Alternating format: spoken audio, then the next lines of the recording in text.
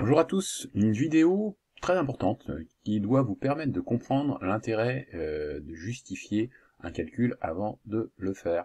Donc c'est une compétence que vous devez acquérir au plus vite. Alors là je l'aborde avec les cinquièmes, mais je ne cesse d'en parler en quatrième, en troisième, et ça va être prépondérant en vue du lycée, donc il faut prendre tout de suite les bons automatismes. Alors vous voyez à travers cet exercice, on pourrait se dire que la compétence mathématique n'est pas si compliquée finalement, c'est l'utilisation d'un pourcentage, donc les élèves arrivent à voir aisément l'erreur commise dans la rédaction de l'élève. Donc en fait, dans cet exercice, on vous dit que l'eau est le principal constituant du corps humain, voilà, on a une teneur en eau donc de 65%. Alors je suis toujours un peu surpris de voir comment les élèves gèrent le pourcentage, ça paraît être une grandeur assez nébuleuse pour bon nombre d'entre eux. Paul, il a une masse de 45 kg et on veut calculer la masse totale d'eau que contient Paul, que Paul a dans son corps. Alors voici son calcul, voilà, donc petit m, on sait pas trop à quoi ça correspond, hein, il ne le définit pas au préalable, il met 45 fois 60, puisqu'il ne maîtrise pas le pourcentage, et il trouve 2925. Alors il n'y a pas d'unité déjà, alors là c'est une aberration. S'il avait mis une unité, peut-être qu'il se serait rendu compte, et tout de suite, et non pas après, que la masse qu'il trouve est complètement aberrante, puisqu'il ne peut pas trouver plus que la masse de Paul qui est de 45 kg, je vous le rappelle. Alors, d'un point de vue mathématique, la compétence n'est pas très compliquée. Si maintenant je veux vraiment vous faire comprendre ce qu'est une rédaction à travers cet exemple simple, eh bien regardez. Donc je vais grossir un petit peu la rédaction, voilà. Et donc je vous ai mis cet exercice doit vous permettre de comprendre comment rédiger au mieux un problème en sciences. Il faut donc apprendre dans un premier temps à attribuer des lettres aux grandeurs utilisées. Alors vous voyez, je vais attribuer des lettres aux données du texte. Alors on vous a donné quoi? On vous a donné une teneur en eau du corps. Ça c'est pas la peine de l'écrire, c'est juste pour que vous puissiez comprendre. Ça m'intéresse. Donc je l'appelle T comme teneur, et puis en indice, je mets au corps. Le correcteur, il va comprendre votre démarche intellectuelle. Voilà, ça c'est important. Donc vous l'attribuez, donc vous dans votre tête, vous savez que T au corps, eh bien c'est 65%. Alors 65%, je vous rappelle, c'est une fraction, c'est une proportion de quelque chose. Donc le 65%, là, veut dire c'est 65 divisé par 100, c'est bien une fraction dont le résultat est inférieur à 1. La masse du corps, elle est de 45 kg. Donc j'ai mis M comme masse, en indice corps. Je cherche quoi? Je cherche la masse d'eau.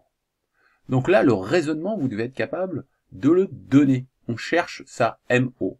Donc, je vais écrire que la masse de l'eau que je cherche, elle est égale à quoi? À la teneur en eau du corps, vous voyez, T au corps, fois la masse du corps. C'est-à-dire, c'est bien une fraction, un pourcentage, de quelque chose. Donc ici, de la masse du corps. Quand on voit ça, le correcteur, il a tout de suite vu que vous comprenez ce que vous faites. Voilà, on le voit aisément. Donc je vous ai mis ceci le raisonnement. Si vous avez juste, vous prendrez des points, même si le calcul est faux. Imaginons que vous ayez un peu les doigts palmés, vous vous trompez dans votre calcul par la suite, eh bien le correcteur il voit ça, il vous met au moins la moitié des points. C'est important de savoir communiquer ces résultats en sciences. C'est prépondérant. Sur des raisonnements assez simples ici, ça va vite. Vous verrez que quand vous serez au lycée ou plus tard, les raisonnements seront plus compliqués, mais que si vous avez pris cet automatisme, eh bien vous serez champion. Et ça fera toute la différence et vous éviterez des fautes. Alors bien évidemment, une fois qu'on a écrit le raisonnement, on peut procéder au calcul. Donc la teneur en eau du corps, c'est 65 divisé par 100, c'est bien une fraction, fois la masse du corps, et vous, ça vous aide à attribuer, voilà, les données. Quand vous faites ici l'exercice, vous trouvez 29,25 kg. Alors là, c'est un petit peu plus compliqué. Dans les exercices, on vous donne une précision. Si vous regardez les données transmises, ici, vous avez une précision à l'unité, vous n'avez pas de chiffre à virgule. Là, effectivement, vous avez une précision de 65, donc il n'y a pas de chiffre à virgule. D'accord? Donc il n'y a pas de raison que le résultat que vous ayez ici soit plus précis que les données que l'on vous fournit. Ici, nous avons une précision, j'ai laissé une précision au centième.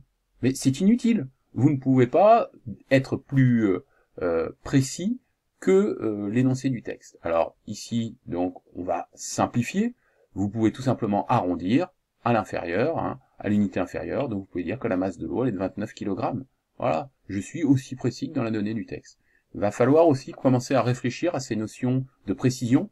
Et souvent, en quatrième, en troisième, j'ai beaucoup d'élèves qui me mettent tous les chiffres après la virgule qu'ils trouvent sur leur calculatrice. Alors c'est un peu aberrant.